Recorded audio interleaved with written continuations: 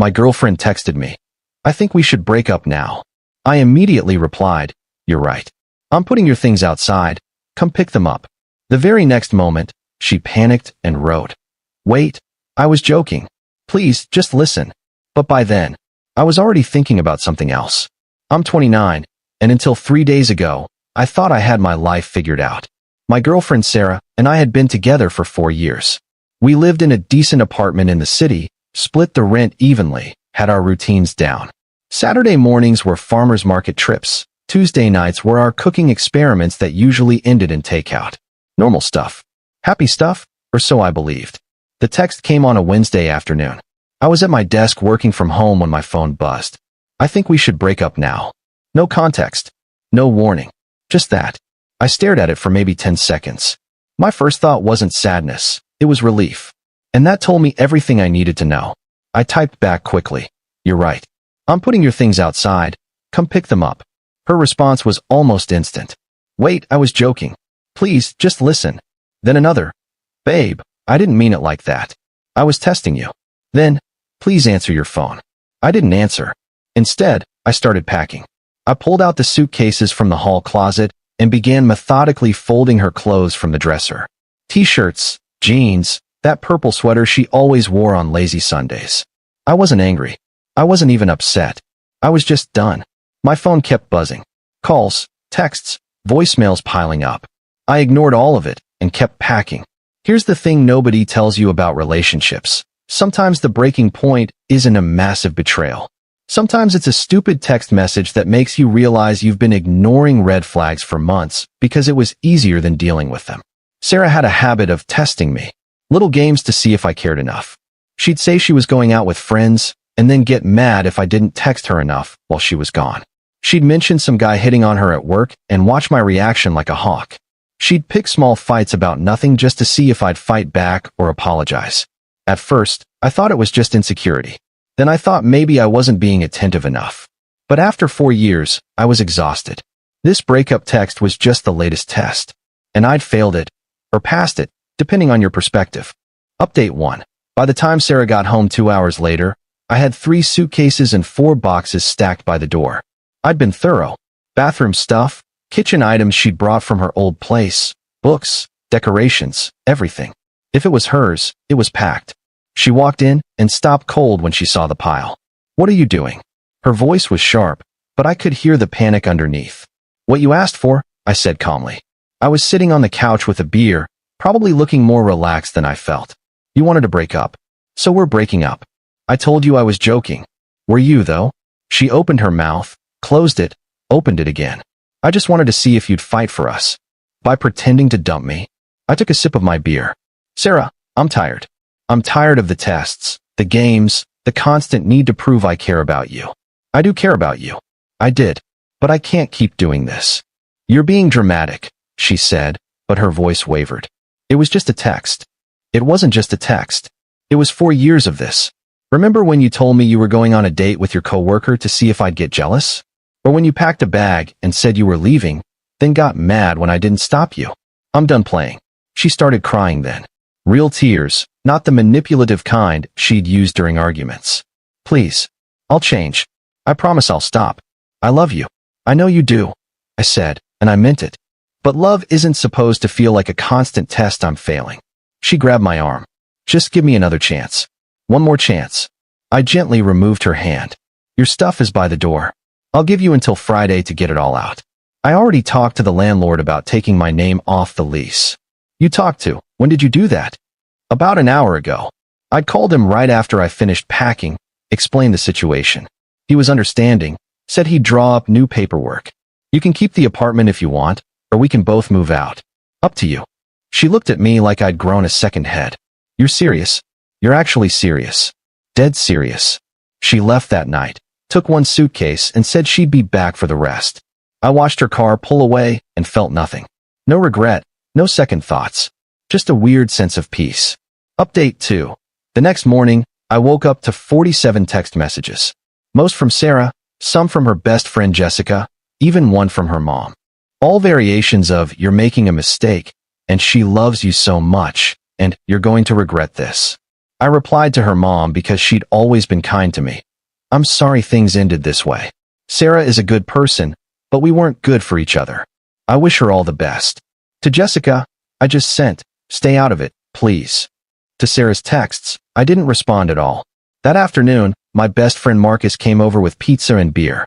I'd filled him in on everything via text earlier. Dude, he said, dropping the pizza boxes on the counter. I'm proud of you. Seriously. For what? Ending a 4-year relationship over a text. For ending a 4-year relationship that was slowly killing you. He grabbed 2 beers from the fridge, handed me one. I've been watching you shrink yourself for years trying to keep her happy. You stopped hanging out with us as much. You stopped doing your photography. You were always anxious about saying the wrong thing.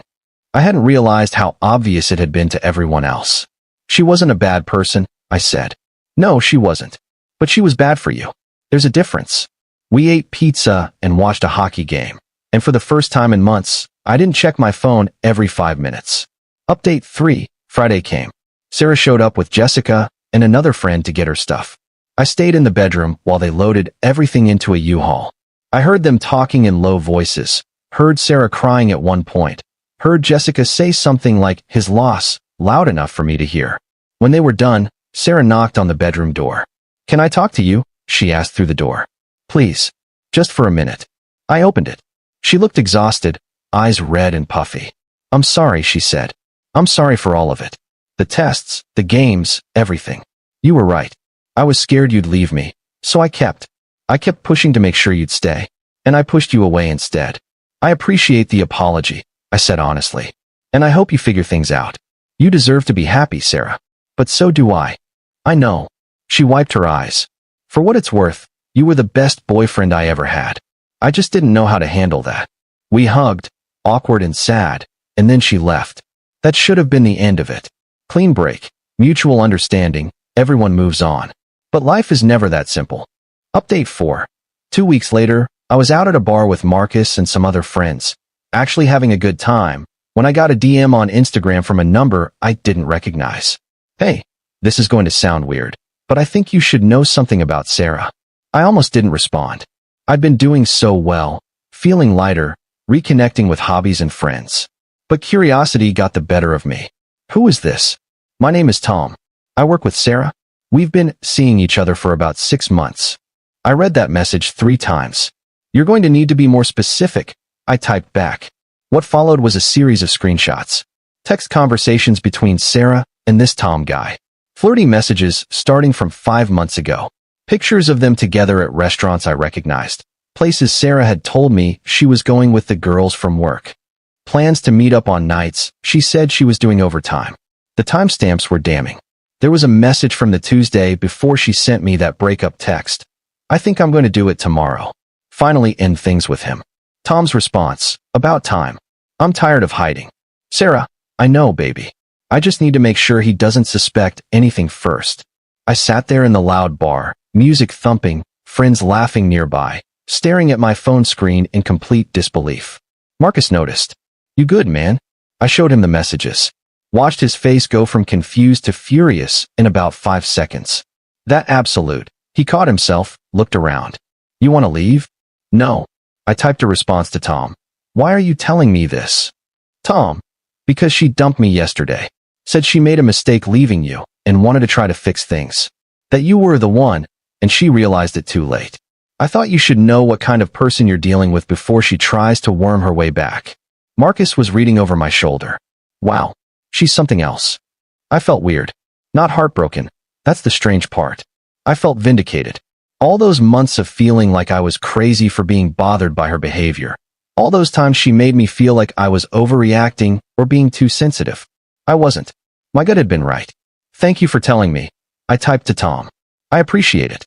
And for what it's worth, you dodged a bullet too. Tom, we both did, man. Update 5. I didn't reach out to Sarah. Didn't confront her. Didn't ask for explanations. What would be the point? We were done, and now I knew exactly how right that decision had been. But Sarah reached out to me 3 days later. The text said, I miss you. I've been doing a lot of thinking, and I realize I messed up everything. Can we meet for coffee? Just to talk. I screenshot it and sent it to Tom with the caption, called it. His response, unbelievable. I stared at her message for a long time. Part of me, a small, petty part, wanted to tell her I knew everything, wanted to expose her, make her feel as foolish as she'd tried to make me feel with all her tests. But the bigger part of me just wanted peace. So I wrote back, I don't think that's a good idea. I'm moving forward, and I think you should too. Take care of yourself, Sarah. She tried calling. I didn't answer. She sent more texts, each one more desperate than the last, talking about how she'd changed, how she understood now what she'd lost, how she wanted to prove herself. I blocked her number, blocked her on social media, told our mutual friends I didn't want updates about her. Marcus asked me if I felt guilty about it. I thought about that question for a while. No, I finally said. I feel free. Final update. It's been 4 months now. I moved into a smaller apartment, just a one-bedroom place downtown. It's mine, completely mine, decorated how I want with nobody testing whether I care enough about throw pillows. I've been doing my photography again, actually started a small side business doing portraits and events. Reconnected with friends I'd drifted away from. Started going to the gym, not because I need to look a certain way, but because it feels good to do something just for me. I ran into Jessica last month at a coffee shop. It was awkward for about 30 seconds. Then she said, "For what it's worth, I think you made the right call." Yeah. Sarah's not doing great. She's been jumping from guy to guy, and I think she's finally realizing she sabotaged something good. But that's not your problem anymore. No, I agreed. It's not.